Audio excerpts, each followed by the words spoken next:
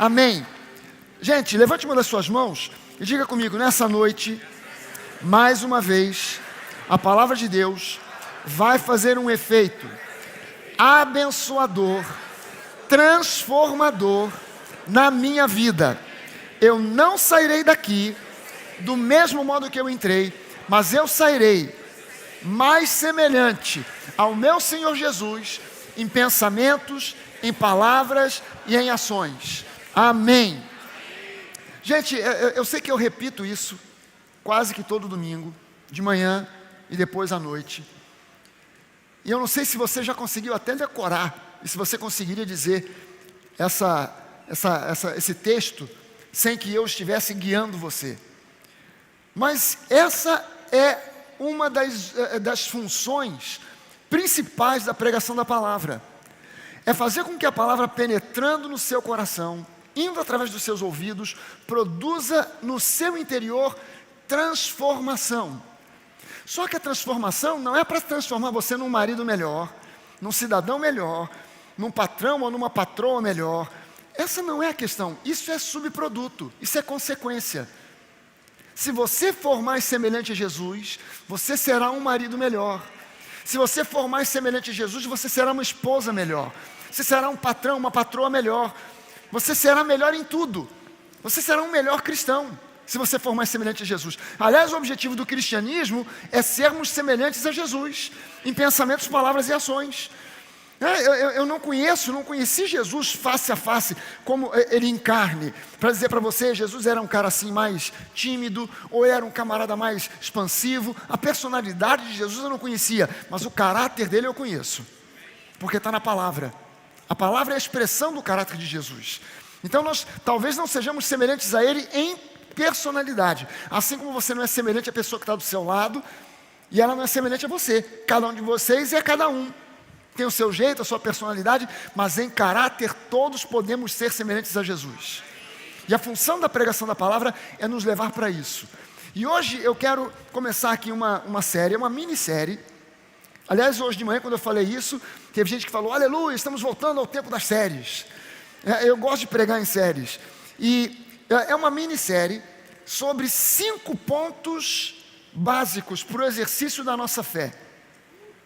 5 pontos que eu considero fundamentais para nós conhecermos a fundo, conhecermos bem cada um desses 5 pontos, para que nós possamos exercer a nossa fé. Afinal de contas, a Bíblia diz que o justo viverá pela fé.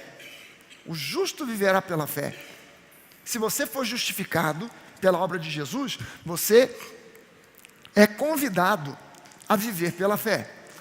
Agora, nós precisamos entender como é que a fé vem, como a fé opera, como é essa fé. A fé não vem pelo orar, a fé não vem pelo jejuar, a fé vem pelo ouvir. Por isso eu não posso dar ouvidos a qualquer tipo de pregação. Eu preciso estar ouvindo a pregação, a palavra da fé e da graça. Porque a fé vem pelo ouvir, mas a incredulidade vem pelo ouvir, o medo vem pelo ouvir, a insegurança vem pelo ouvir. Então eu não posso ficar dando meus ouvidos para qualquer coisa. Hoje eu ando meio assim, já meio enjoado de ficar ouvindo notícia ruim na televisão. Então eu já fico com o controle remoto na mão. Na hora do jornal eu já mudo. Vou ver o Brasil visto de cima. Estamos passando hoje pela cidade de Petrópolis. Aí vai mostrando, e o jornal está rolando. Eu não quero mais ouvir notícia ruim. Eu já conheço, eu já sei, já estou sabendo. Não preciso de ficar ouvindo repetidas vezes as mesmas notícias ruins e tal, porque o país e o medo que as pessoas... Não, porque a economia... Meu irmão, não importa a direção que o governo tome, que a economia tome, o nosso Deus continua sentado no trono. Ele continua no controle da sua vida. Você rendeu a sua vida a Ele. Ele sabe disso, Ele cuida de você. Não está registrado na Bíblia. Veja bem o seguinte, se Deus permitiu que aquilo que é a vontade dEle fosse registrado na Bíblia, porque Deus podia estar inseguro e ter dito para os escritores da Bíblia, olha, vou te falar, mas não escreve não. Não escreve não, porque se escrever, fica registrado. E quando fica registrado, aí complica. Só ouve. Depois, quem sabe, o pessoal até esquece. Não, Deus fez questão de registrar, dizendo inclusive que é para a eternidade, que Ele não volta atrás. E Ele disse, o Senhor é o nosso pastor, o meu pastor, o seu pastor, nada nos faltará. Ele não disse, o Senhor é o teu pastor, e nada te faltará se quem estiver no governo for assim ou for assado. Ele não disse isso. O Senhor é o teu pastor e nada te faltará se você estiver morando nos Estados Unidos da América. Não, mesmo no Brasil. Aonde quer que você esteja, o Senhor é o teu pastor e nada te faltará. Amém? Creia nisso, confie nisso. Esteja com uma expectativa de coisas boas no seu coração. A fé não vem pelo jejuar. A fé, vou jejuar para ter mais fé. Você só vai passar fome, mas fé você não vai adquirir. A fé vem pelo orar. Vou orar até rachar o coco. Não é pelo orar. A fé vem pelo ouvir. Você está precisando de mais fé? Ouça a palavra. Vai no YouTube, vai lá e ouça lá o pastor Fragalho, ouça lá o Joseph Prince. Não tem muito mais gente para você ficar escutando por aí não, porque de vez em quando tem uns que dão umas rateadas que eu vou te contar. Então, pelo menos nesses dois você está seguro que você está em campo seguro. Ouça lá o Joseph Prince, vai me ouvir o que eu já preguei no passado, o que foi da semana passada e anteriormente, e eu tenho certeza que você vai receber fé. Fé para vencer, fé para prosseguir, para ir adiante, romper barreiras, progredir e avançar. Amém? Porque Deus tem planos de avanço para a sua vida. Aleluia! Alguém pode dizer amém a isso aí? A fé vem pelo ouvir. E como é que a fé que vem pelo ouvir, como é que ela é liberada? Ainda bem que quem deu o maior ensino sobre o uso da fé, sobre a liberação da fé que vem pelo ouvir, foi Jesus. Não é algo que a gente conclui, porque tem um versículo escrito alguma coisa no grego, que só no grego que dá para entender. Então eu preciso ir lá no dicionário de grego para ver. Não, está claro como água mineral. Marcos 11, a partir do versículo 22, tenham fé em Deus. Você quer ver milagres na sua vida? Tenha fé em Deus. E se você pegar esse texto de Marcos 11, 22 e traduzir ao pé da letra, Jesus está dizendo, tenham o mesmo tipo, a mesma qualidade de fé que Deus tem. Porque eu afirmo para vocês, que se vocês disserem a este monte, que monte Jesus está falando? O Monte das Oliveiras, é onde ele estava ensinando aos discípulos. Se vocês disserem a esse monte, erga-te e lança-te no mar, e não duvidar no seu coração, aquilo que você estiver dizendo, é o que você vai receber. Como é que a fé então que vem pelo ouvir, é liberada? Ela é liberada pela minha confissão de fé. Então esses 5 pontos que a gente vai ver, eles falam sobre fundamentos que você precisa conhecer, e fundamentos que você precisa utilizar como confissão de fé, para obter vitória na sua vida. Amém, gente? Só que eu não vou começar falando dos 5 pontos. Hoje pela manhã, eu pensava que eu ia conseguir pelo menos dar um dos 5, não dei nenhum dos 5. Porque eu vou começar lançando bases para essas 5 bases. Eu vou lançar a base da base. Hoje, agora, para vocês, eu vou lançar a base da base. Para que a gente possa edificar um entendimento que nos leve para um patamar de uma vida vitoriosa. E eu quero começar vendo com você 2 Timóteo 2,15. Paulo escrevendo para Timóteo, ele diz o seguinte no capítulo 2, 2 Timóteo capítulo 2, versículo 15. Timóteo, procure apresentar-se a Deus aprovado. Procure apresentar-se a Deus aprovado. Então é possível alguém se apresentar a Deus sem estar aprovado. Que não seja eu ou você, que não sejamos nenhum de nós. Amém? Procure, e esse aqui, procure apresentar-se, ele está dizendo, é algo que depende de você, não é algo que depende de Deus. Procure você se apresentar a Deus, aprovado como obreiro que não tem do que se envergonhar, que maneja bem a palavra da verdade. Manejar bem a palavra da verdade é um conselho que Paulo dá e que muita gente esquece, porque eu não tenho autorização para sair interpretando versículo bíblico ao meu bel prazer, do jeito que eu quero, naquilo que me interessa, ao jeito que me interessa. Mas eu aprendi porque eu frequentei a denominação, a igreja X, a igreja do pastor Zequinha, e lá no pastor Zequinha me ensinaram assim, assim, assado. Meu irmão, bota na sua cabeça o seguinte: quando houver uma contradição, quando houver um confronto, quando houver uma incoerência entre aquilo que você aprendeu na igreja X ou Y, com a teologia da denominação X ou Y, com aquilo que você aprendeu e crê, e aquilo que a palavra de Deus diz, quando houver um conflito entre essas duas coisas, alguém tem que mudar.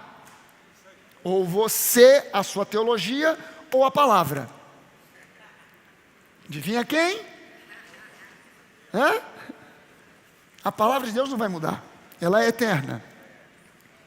E eu fico muito feliz da vida quando eu vejo que alguns pastores, teólogos chegam para mim para dizer: pastor, realmente eu fui conferir aqui na palavra e vi testemunhos para lá e para cá de versículos bíblicos, e realmente aquilo que você falou é isso mesmo, mas isso aí estava em conflito, eu estava em conflito com aquilo que eu aprendi no seminário, aquilo que eu aprendi na igreja X ou Y, que eu frequentava.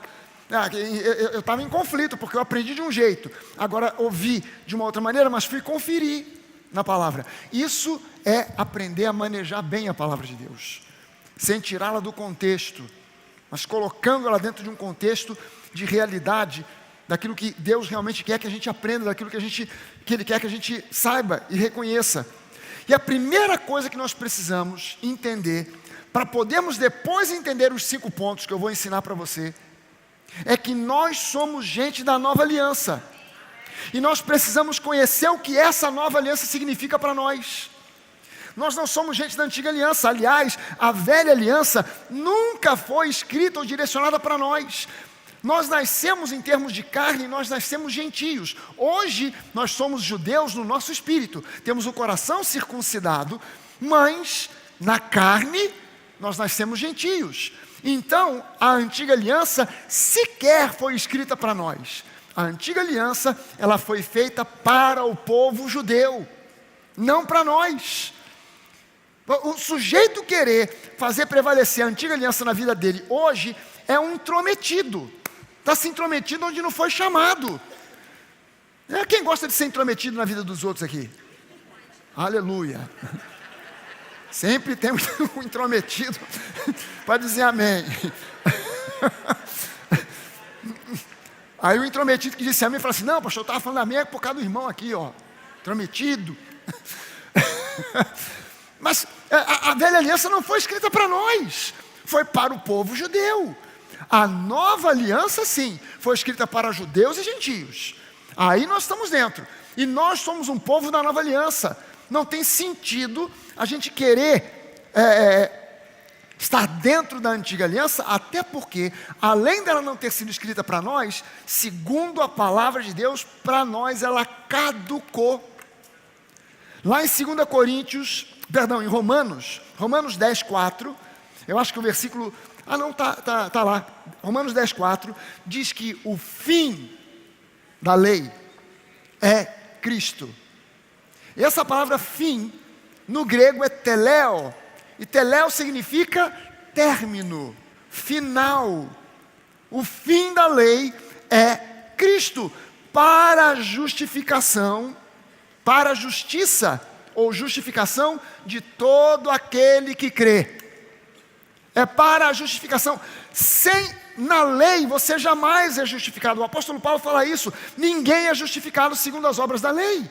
Ninguém consegue ser justificado, mas o fim da lei é Cristo, para que você possa ser justificado pela fé. Você recebe justificação pela graça, Deus te dá a justificação pela graça e você recebe pela fé.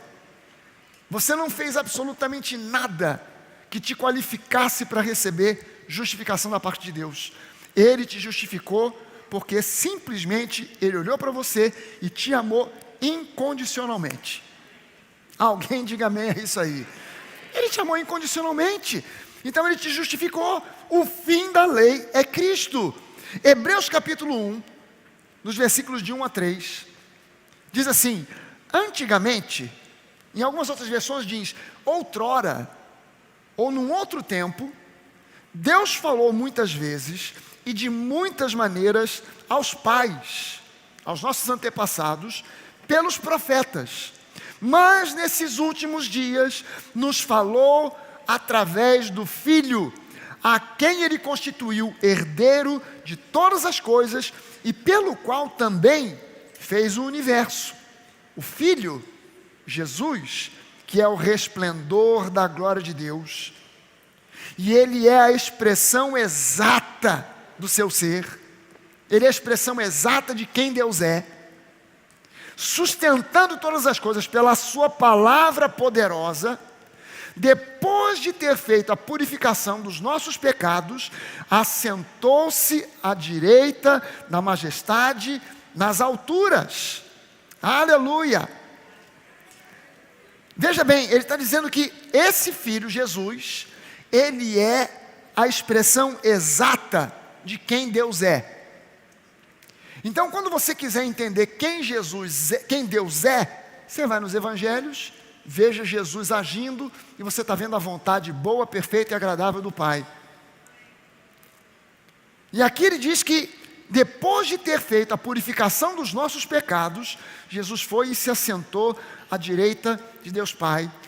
Agora pulando para o capítulo 8, os versículos 6 ao versículo 9, ao início do versículo 9, depois dos versículos 12 e 13, ele diz: mas agora Jesus obteve um ministério tanto mais excelente, quanto é também mediador de uma aliança superior, instituída com base em promessas superiores. Porque se aquela primeira aliança, a antiga aliança, tivesse sido sem defeito, o que o escritor aos Hebreus está dizendo aqui? Que a antiga aliança, ela era defeituosa. Porque se ela não tivesse defeito algum, não precisava de uma nova. Continuava sendo a mesma, porque se aquela primeira aliança tivesse sido sem defeito, de maneira alguma estaria sendo buscado lugar para uma segunda aliança. E de fato, Deus repreendendo ao povo da antiga aliança diz, e agora o escritor aos Hebreus cita aqui uma passagem do profeta Jeremias, e ele cita dizendo o seguinte: eis aí vem dias, diz o Senhor, e eu firmarei uma nova aliança com a casa de Israel e com a casa de Judá, não segundo a aliança que eu fiz com os seus pais, com os antepassados. É o que diz o versículo 9 no seu início. Depois, pulando para o versículo 12, ele continua dizendo: pois para com as suas iniquidades eu usarei de misericórdia, e dos seus pecados eu jamais me lembrarei. Gente, se você for pesquisar na antiga aliança, Deus fala para Moisés: Moisés, dá um recado para esse povo, dá um recado para o meu povo, diga para eles o seguinte, que eu sou um Deus bom, um Deus misericordioso, mas eu castigo o pecado dos pais nos filhos até a 3ª e 4ª geração. Quem é que quer estar debaixo dessa aliança aí? Qual é a herança que você vai deixar, estando debaixo da antiga aliança, qual é a herança que você deixa para os seus descendentes, até a 3ª e 4ª geração? Problema, só problema. Mas ele agora diz: eu vou estabelecer uma nova aliança, e diferentemente nessa nova aliança, eu vou usar de misericórdia para com as suas iniquidades, e dos seus pecados eu jamais me lembrarei. Você está entendendo que Deus está fazendo uma promessa que é para assim, to blow your mind, é para detonar sua cabeça? É um troço assim fora Cara, como é que pode? A misericórdia, a graça, a bondade de Deus é tão gigante, é tão grande, que ele diz: cara, eu não vou me lembrar mais dos seus pecados, não quero lembrar. Deus está lidando com os seus pecados do mesmo jeito que eu estou lidando com notícia ruim. Não quero saber.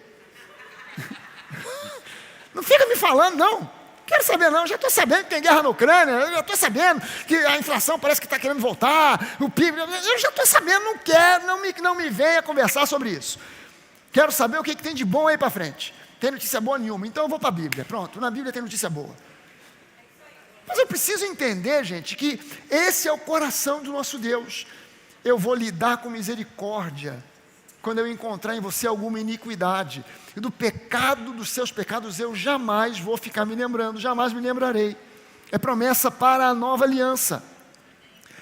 Agora, para a gente entender, eu acabei vendo ao longo dos anos, por que muita gente não consegue entender, está na igreja, mas não entende a nova aliança. Eu cheguei a uma conclusão. É porque a pessoa, ela chega na nova, ela ganha uma Bíblia, ou ela compra uma Bíblia, ou ela já foi de alguma outra igreja, ganhou uma Bíblia, e ela abriu como qualquer outro livro. Você ganha um livro, como é que você lê? Você não vai lá no capítulo 20, não é isso? Você pega, vira a capa, página 1, e aqui, página 1, tal, apresentação, blá, blá, blá. Gênesis, é aqui que eu começo. No princípio, criou Deus, até. Aí o camarada, no livro de Gênesis, o cara até vai bem, porque em Gênesis tem um bocado de história. Abraão, aquela coisa toda e tal. Aí você, quando chega em Êxodo, também tem umas histórias, José e tal, beleza. Mas quando você chega no final do livro de Êxodo, tu dá de cara com Levítico. Aí tu trava. Porque aí começa oferta disso, oferta daquilo, mata ovelha, mata bode, e mata pombo. E para esse tipo de sacrifício tem que matar um pombo, para esse outro aqui já tem que ser um bode, para o outro tem que ser uma ovelha. Peraí, onde é que está o bode, a ovelha, o pombo? Você começa a ficar procurando bicho, e você começa a ficar tonto, e você desiste, você não aguenta. Se você conseguir passar pelo livro de Levítico, pela barreira do livro de Levítico, você vai dar de cara com números, e depois Deuteronômio, que é uma revisão de uma montoeira de coisas, aquela montoeira de genealogia, você começa, fulano gerou ciclano, que gerou beltrano, que deu filho, que deu neto, que deu... O que eu tenho a ver com essa turma, gente? E cada nome, Joseabe, que gerou a Gealidade, que gerou a Josebete, que gerou... Aí você fica, meu Deus do céu, esses nomes aqui, e eu não estou entendendo nada. Você simplesmente não consegue seguir adiante, você não entende bolhufas. Mas finge que entendeu. Você finge que entendeu. E aí eu comecei a ver, e comecei a entender, que a Bíblia é um livro peculiar. Você tem que ter uma sequência diferente para saber ler isso aqui. Em especial se você é um cristão, se você está inserido na nova aliança. Então, antes de passar para você os 5 pontos, eu vou passar para você uma sequência. Tem gente que toda hora me pede isso, pastor, como é que é mesmo aquela sequência dos livros para a gente ler, para entender a nova aliança, como é que é? Tem gente que me pergunta isso na live, como se eu fosse parar a live para dizer para a pessoa, olha, começa a ler assim, assado. Não dá. Então eu vou passar aqui a versão definitiva da lista de como é que você lê a Bíblia para entender a nova aliança. Você toma nota aí. Aliás, quem é que trouxe Bíblia de papel? Está com Bíblia de papel aí na mão? Peraí, levanta bem alto a Bíblia aí para o diabo ficar nervoso. Gente, já avisei para você, você precisa comprar uma Bíblia de papel. Ah, pastor, mas eu só projeto os versículos. Produção, não projeta mais nada. Pronto, você vai ficar no sanhaço danado. Já tiraram. Combinado, pastor, é isso aí. Pronto, está resolvido. Acabou. Gente, é importante você trazer para a igreja Bíblia de papel para fazer anotação, para você rabiscar, comprar uma caneta marca-texto, comprar um caderninho ali na livraria, tem a dar com pau, Bíblia, caderno de anotação, caneta, o que você quiser, está tudo ali disponível, a preço quase que de custo. Então, você precisa disso aqui. Bíblia eletrônica, pastor, o senhor está agora contra a Bíblia eletrônica? Não, eu até tenho. Eu estava antes do culto aqui procurando uns versículos, estava aqui na Bíblia eletrônica. É uma bênção, né? Você bota lá e bota a palavra-chave, você lembra que tem a palavra, mas não lembra onde está o versículo. Antigamente, como é que a gente fazia? Eu tenho certeza que está na Bíblia, e está assim, mais ou menos aqui no meio, mas quando eu abro, fica mais grosso do lado de cá, mais fino do lado de cá. E está mais ou menos na página do lado de cá. Aí você começa a procurar. Aí você vai em Crônicas, 1 Reis, 1 Samuel. Não é por aqui, acho que é o contrário, é mais grosso para o lado de cá. Então deve ser no Novo Testamento. Você fica procurando e não encontra aquele troço. Essa é a maneira mais tosca de procurar versículo bíblico. Aí a Bíblia eletrônica te ajuda. Mas a Bíblia eletrônica você não pode rabiscar. Você não vai ter na sua mão o papel para você sentir, virar a página e ler, marcar. Eu tenho uma Bíblia que está despencando toda. E eu não abro mão daquela Bíblia, nem trago mais ela para a igreja. Acho que você já deve ter visto uma Bíblia minha que tem um sinal de trânsito aqui na frente, aquele triângulo vermelho aqui. Eu nem trago mais, que é para não despencar o troço todo, porque ela já está toda caindo aos pedaços. Aí eu fiz um propósito, falei, cara, eu vou comprar uma Bíblia idêntica e vou copiar tudo que está sublinhado nessa Bíblia antiga, tudo que está marcado, vou copiar para a Bíblia nova. Gente, quando eu vejo a quantidade de coisa que está escrita, marcada e sublinhada, me dá uma preguiça danada, porque eu vou levar 2 anos a mais, só para conseguir copiar o que está na outra. Então eu preservo a velhinha. Pode ter certeza que aquela Bíblia, quando eu morrer, vai valer milhões. Já deixei a pastora Denise instruída, se eu morrer, vai ser leiloado. Nós vamos comprar um terreno para construir a igreja só com aquela Bíblia. Que ela está anotada demais, tem muita revelação ali, o negócio está demais. Então não esqueça de você ter uma Bíblia de papel para você anotar, para você rabiscar, para você sublinhar.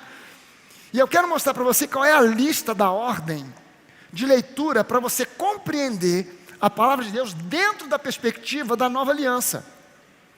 Porque quando você, eu garanto para você, se você ler a Bíblia, nessa sequência que eu vou te dar, você vai entender a nova aliança. Você vai entender. Primeiro livro que você precisa ler, o Evangelho de João. Não abre a Bíblia em Gênesis, vai para o Novo Testamento e não abre em Mateus, abre em João. Por que o livro de João? Porque o Evangelho de João mostra quem Jesus é, revela o caráter do próprio Deus. É no livro de João, qual é a peculiaridade do livro de João? Os outros 3 evangelhos, Mateus, Marcos, Lucas, mostram o que Jesus falou e fez durante o seu ministério. Não é a vida de Jesus. Tem gente que pensa assim, os evangelhos mostram a vida de Jesus. Os evangelhos não mostram a vida de Jesus. O evangelho de Lucas e de Mateus falam da genealogia. Lucas ainda fala um pouquinho sobre a infância de Jesus, sobre um episódio da infância de Jesus aos 12 anos de idade, quando ele acabou se perdendo dos pais, ficando lá no templo, numa época de Páscoa. Mas não fica falando da vida, falam do ministério. O evangelho de Lucas, então, é mais reduzido ainda, é o maior dos evangelhos, mas só fala de um período do ministério de Jesus. Não fala de todos os 3 anos e meio, não. Fala só de um período, quase que só da última semana. A ênfase do evangelho de Lucas é a última semana da vida de Jesus. O evangelho de João é diferente. O evangelho de João mostra quem Jesus é. É no Evangelho de João que Jesus diz: eu sou o caminho, a verdade e a vida. Ninguém vem ao Pai se não for por mim. É no Evangelho de João que ele diz: eu sou a porta, eu sou o bom pastor, eu sou a porta das ovelhas. É onde ele mostra quem ele é. É diferente. Nos evangelhos, nos outros 3 evangelhos, Jesus está falando com o povo. E ele fala por parábolas. Ele faz milagres, ele conta parábolas, mas no Evangelho de João, ele está reunido com os 12 discípulos, explicando as parábolas.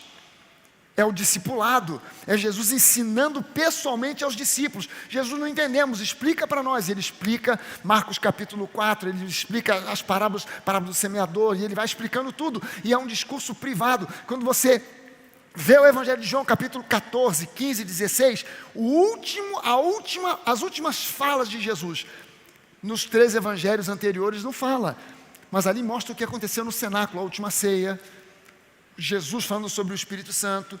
Então é um evangelho peculiar, é um evangelho diferente, que revela quem Jesus é, e aí você começa a entender quem Deus é, porque se você entender quem Jesus é, pronto, você entendeu o coração do Pai.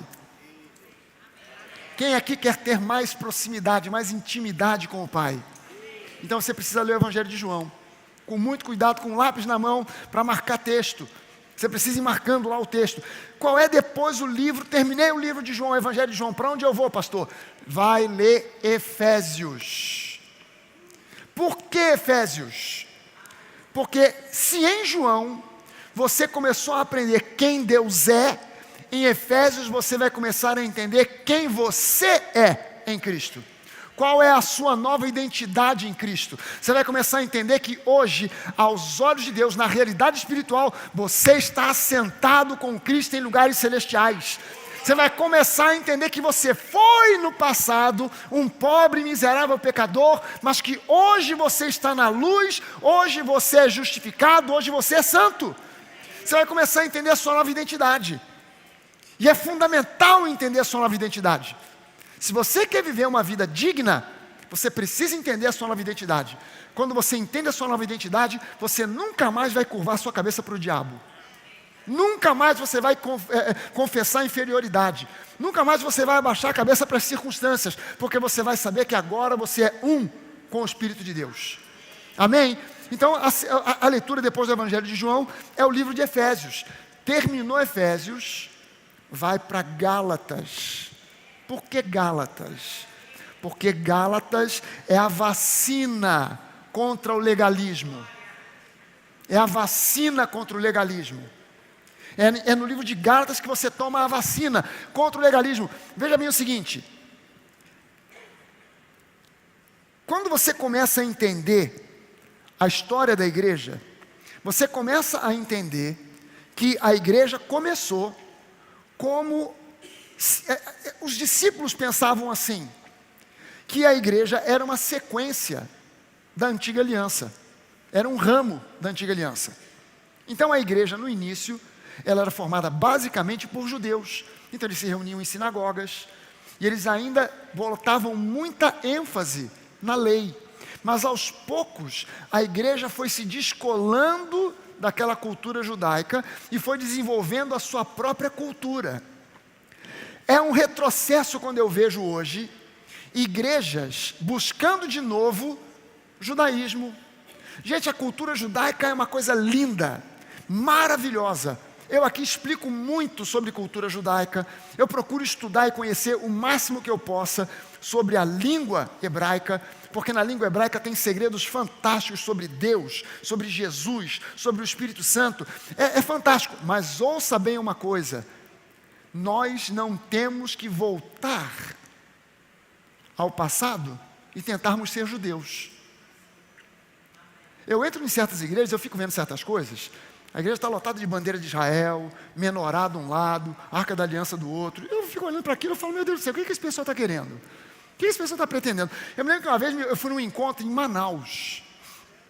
Me levaram para um encontro em Manaus. Eu doido para voltar, não tinha nem como, porque era longe para caramba, então não tinha como.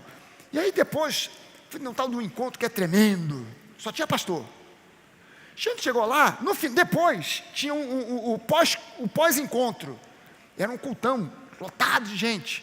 Aí me trouxeram na plataforma, um lugar grande, me trouxeram na plataforma uma arca da aliança, do tamanho de um Fusca. Era uma arca da aliança do tamanho de um Fusca. Eu não sei se aquilo era de gesso, se aquilo era de isopor, mas era uma estrutura gigante, forrada assim de papel alumínio dourado. Trouxeram aquela arca e eu fiquei chocado, eu vi pastores e pastoras, gente conhecida na época, gente famosa, que foi andando para cima para perto da arca. Quando chegava na arca, encostava, saía, caía. Eu olhei para aquilo e falei, meu Deus do céu, quanta imaturidade, quanta infantilidade. Você olhar para esses objetos, botar a mão como se estivesse levando um choque de 220 e sair, é como se você estivesse dizendo assim, Deus mandou Jesus, mas foi só uma brincadeirinha, porque o símbolo voltou a ter mais poder, mais força do que a realização do símbolo. Você está entendendo que é dar ao símbolo um valor que ele já perdeu há muito tempo? Porque hoje a Arca da Aliança é um objeto para você estudar e entender como é que essa arca aponta para Jesus. Mas a Arca da Aliança hoje não tem um pingo de santidade ou de presença de Deus. A presença de Deus está em você. Você hoje é a arca onde o Espírito habita, onde Deus habita. Isso é uma visão e um entendimento da nova aliança. Eu sei que isso confronta com a teologia de muita gente, mas eu volto a dizer, quando alguma coisa da palavra de Deus confronta com a sua teologia, alguém precisa mudar, ou a sua teologia, ou a palavra de Deus. E a gente precisa aprender a dar espaço para a palavra. Isso se chama ter humildade. Cara, eu reconheço que a palavra tem mais razão do que eu. Eu reconheço que a palavra está certa. Então você vai a Gálatas, e em Gálatas você toma uma vacina contra o legalismo. Acabou de ler Gálatas, você vai ler agora Colossenses. O que é Colossenses? É a segunda dose da vacina. É a segunda dose. Porque Colossenses é chamada epístola gêmea de Gálatas. Ela também é uma epístola que combate o legalismo. São dois aspectos diferentes.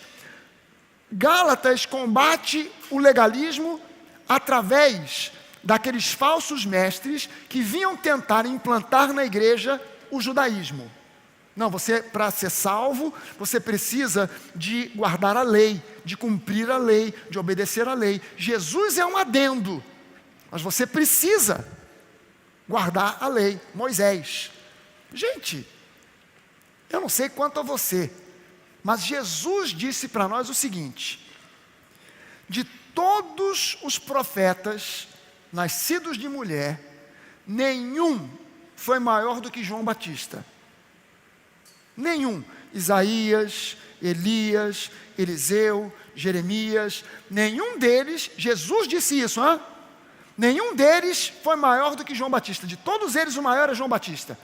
Porém, o menor na nova aliança é maior do que João Batista. Para pensar nisso. Para pensar nisso. Porque tem gente, eu queria ser igual Moisés. Quer ser igual Moisés? Eu quero ser igual Jesus. Você quer ser igual Moisés? Tem igreja aí que distribui cajado de Moisés. Você vai lá e pega um, agora sim, tem o cajado de Moisés, aleluia, vou eu com o cajado aqui de Moisés. Vai andar com o cajado para lá e para cá. Mas você está entendendo que o personagem do Antigo Testamento que eu mais admiro é Josué. Eu já falei para Jesus, quando eu chegar no céu, depois de conhecer Jesus, eu quero conhecer Josué. Mas eu não quero ser igual a Josué. Eu quero ser igual a Jesus. Eu não quero ser igual a Davi, eu quero ser igual a Jesus. Você está entendendo isso? Esses caras, todos eles apontavam para Jesus. Então eu preciso querer ser igual a Jesus, não é igual a Moisés, Davi, esses caras. Por quê? Porque esses caras apontavam para quem é maior do que eles. O livro de Hebreus fala exatamente sobre isso. Sobre a superioridade de Jesus a todas essas coisas, a todos esses caras. Leu Colossenses, aliás, eu falei para você, Gálatas combate o legalismo pelo lado dos judaizantes, que tentavam judaizar a igreja. E Colossenses, pelo lado do misticismo. Os gnósticos, que diziam que tinham um conhecimento especial, que só eles tinham, que só eles sabiam, e que se você quisesse ser salvo, você tinha que se juntar a eles para receber os segredos, as coisas secretas. Então, de um lado, Paulo combate os falsos mestres judaizantes com a epístola de Gálatas, por outro, ele combate os falsos mestres gnósticos na epístola de Colossenses. Então você leu Colossenses, terminou de ler Colossenses, é o 4º livro, vai agora para o 5º. Qual é o 5º livro, pastor? Romanos. Por que Romanos? Porque em Romanos você vai aprender justificação pela fé. Levante uma das suas mãos e diga isso comigo assim: eu fui justificado em Cristo. Eu não tenho mais nenhuma dívida para com Deus, muito menos para com o diabo. Amém? Eu não tenho mais dívida nenhuma, nem com Deus, nem com ninguém. Por quê? Porque eu fui justificado. A minha dívida foi paga. Jesus pagou por mim, pagou para mim. Eu tinha uma dívida impagável, impossível de ser paga. Jesus me substituiu, pagou essa dívida por mim. E eu não tenho mais dívida alguma. Isso significa que eu fui justificado. Quando você olha Jesus, o final da vida de Jesus, a crucificação, a última palavra de Jesus na cruz do Calvário foi tetelestai. No grego, tetelestai. No hebraico, kulá. Está consumado, finalizado. Eles foram justificados. Hoje em Cristo, justificado significa: eu posso viver na presença de Deus, sem receio, sem medo, sem algum tipo de timidez ou vergonha, porque Deus me recebe e me aceita, porque quando Ele olha para mim, Ele vê um filho amado. Ele não vê um servo, Ele não vê simplesmente um crente, Ele vê um filho amado. Ele não vê um membro de uma igreja, Ele não vê um membro do reino, Ele vê um filho amado. Ele vê uma filha amada, amém? Então eu preciso agora ler o livro de Romanos, e entenda bem uma coisa, Romanos é o primeiro grande tratado teológico do Novo Testamento. Então tem muitas coisas que são às vezes meio complicadas no livro de Romanos, mas não se detenha naquele versículo que você leu e empacou, segue adiante. Não entendi esse versículo aqui, vou continuar a leitura, porque talvez mais adiante, eu continuando a ler, eu vá entender o que eu não entendi lá atrás. Mas leia Romanos do início ao final, com calma, devagar, não precisa ter pressa, mas vai lendo, vai marcando, vai sublinhando, e deixa Deus te mostrar a sua justificação, solidificar no seu coração o fato de que em Cristo você foi justificado diante de Deus. Amém? Terminou de ler Romanos, vai para o segundo grande tratado teológico do Novo Testamento, Hebreus. O livro de Hebreus, é no livro de Hebreus, onde você vai ter o entendimento revelado do Antigo Testamento. Você nunca entenderá o Antigo Testamento sem antes ler e entender o livro de Hebreus. É justamente no livro de Hebreus que o escritor de Hebreus, que eu acredito foi o apóstolo Paulo, há uma polêmica teológica a respeito disso, mas enfim, o escritor de Hebreus mostra para nós que Jesus é superior à lei, a Moisés, a Abraão, ao tabernáculo, à arca da aliança, os utensílios do tabernáculo. Jesus é superior a tudo e a todos. É no livro de Hebreus que a gente entende o que significavam os sacrifícios de animais da antiga aliança. Só lendo o livro de Hebreus que você vai realmente entender isso. Então você precisa, para você ler, chegar a ler o Antigo Testamento e ter algum tipo de entendimento, você primeiro precisa passar pelo livro de Hebreus, entender o livro de Hebreus, para você ver que ali mostra que Jesus é o cumprimento da velha aliança e que Ele é superior a tudo. Terminou o livro de Hebreus, você vai agora para ler 1 João, primeira epístola de João. Você pode ler em sequência, porque são muito pequenas, 2ª e 3ª João. Mas 1 João é a leitura fundamental para você entender sobre temas como amor, ágape. É no livro de 1 João que você vai ver a revelação plena e completa daquilo que Jesus deixou para os seus discípulos. Novo mandamento vos dou, que vocês amem uns aos outros. Se você chegar em qualquer igreja e citar esse início do versículo, pedindo que o irmão, a irmã, os irmãos completem o versículo, devemos amar o nosso próximo, e eles vão dizer, como a nós mesmos. Mas isso é a antiga aliança. Olha como a antiga aliança está infiltrada na cabeça das pessoas. A pessoa já sai logo tacando, amar o próximo como a si mesmo, essa é a regra de ouro da Bíblia. Não. Entenda bem o seguinte, em 1 João, você vai entender que a cruz funcionou como um filtro. A antiga aliança vinha caminhando, quando ela chega na cruz, ela encontrou um filtro. E eu digo para você, não existe uma doutrina sequer na antiga aliança para a igreja. Não existe uma doutrina no Antigo Testamento para a igreja. Todas as doutrinas para a igreja estão no Novo Testamento. Você pode até encontrar alguma doutrina do Antigo Testamento que se repete no Novo. Aí é sinal de que passou pelo filtro da cruz. Mas mesmo as doutrinas que passaram pelo filtro da cruz, passaram e sofreram um upgrade. Então, por exemplo, a doutrina do amor no Antigo Testamento, ame o seu próximo. Como? Como a si mesmo. Chegou no filtro da cruz, essa doutrina passou, mas sofreu um upgrade. Ame o seu próximo como Jesus te amou. Amar o próximo como a si mesmo é difícil pra caramba. Vamos falar a verdade aqui. Vamos ser sinceros e honestos, ok, gente? Momento de sinceridade, amém, aleluia. Vamos abrir nosso coração. Amar o próximo como a nós mesmos é difícil pra caramba. Agora, amar o próximo como Jesus nos amou, aí sim, é impossível. Você só consegue amar o seu próximo como Jesus te amou se Ele te capacitar. Ou seja, para amar o próximo como a si mesmo, você depende de você mesmo. Mas para amar o próximo como Jesus te amou, você depende dEle. Uau, eu prefiro depender de Jesus do que de mim mesmo. Porque Ele não falha. Eu falho. Eu às vezes quero amar o próximo como a mim mesmo, mas a minha vontade é matar o infeliz. Aleluia. Quantas vezes eu já orei, Senhor, prepare e leva. Prepare e leva. Está sobrando por aqui, Senhor. Essa pessoa está sobrando aqui, na face da terra. Ela é desnecessária. Prepare e leva, meu Pai.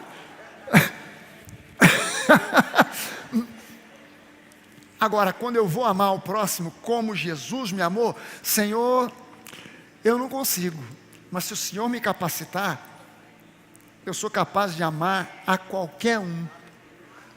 Se o Senhor me ajudar, se o Senhor transformar, se o Senhor mexer aqui dentro, eu consigo.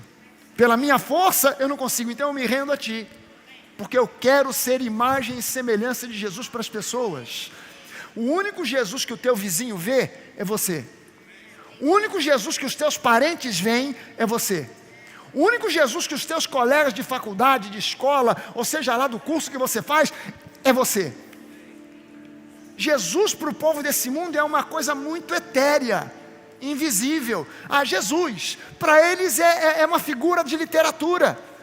Mas quando eles veem você praticando genuinamente o Evangelho, eles vão olhar e vão dizer, realmente Jesus vive.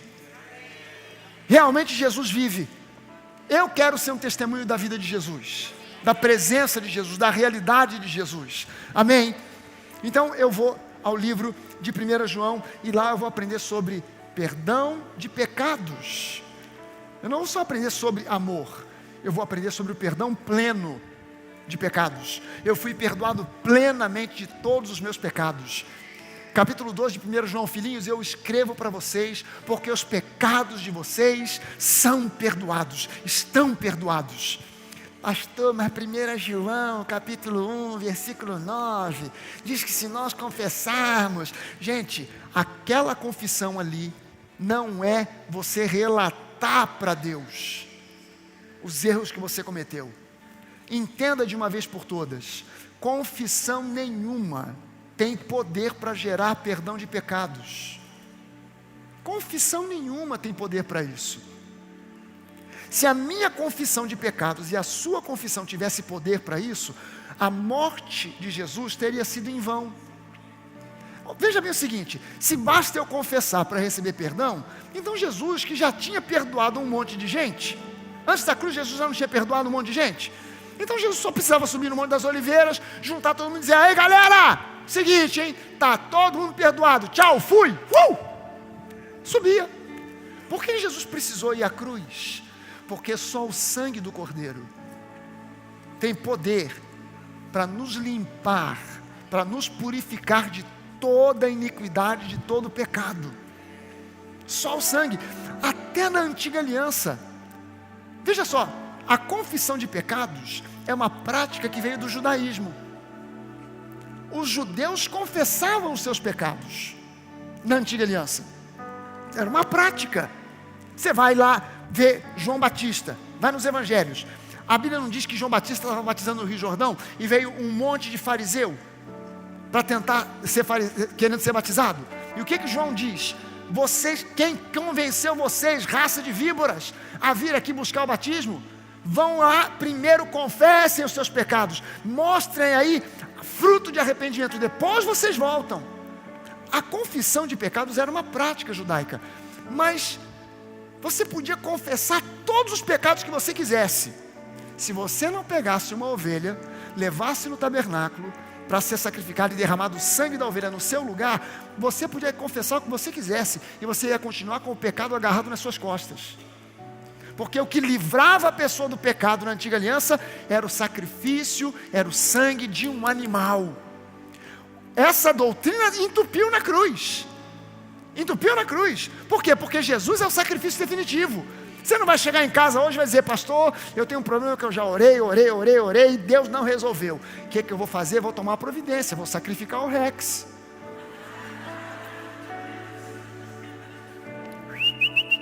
Vem cá, Rex, tu é a bola da vez.